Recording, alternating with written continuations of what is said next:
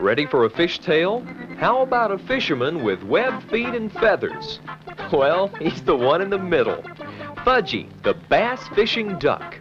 When Fudgie, Rose, and Herbert Green go fishing, the duck approves the spots. Believe me, you settle in a likely-looking location and watch the duck. You don't suppose he's trying to tell you something?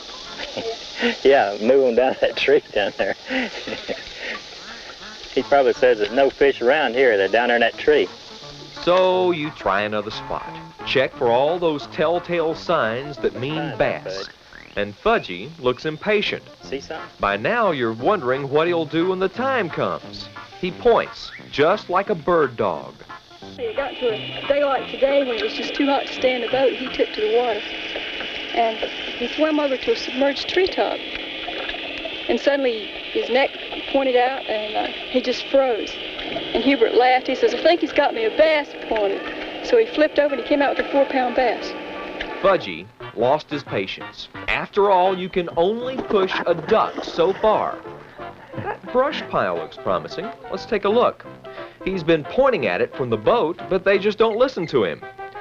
Over here, Herbert. Duck's on point, too. Finally, a little fella. That's about all you can catch about this time of day. Fudgie and Herbert used to go to bass tournaments together.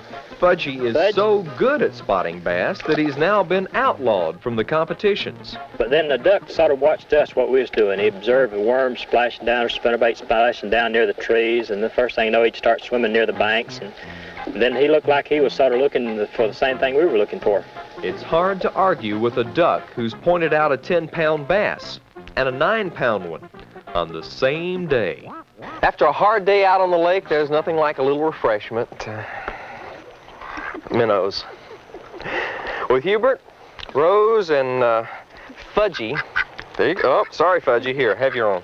This is Andy Johnston. Fudgie.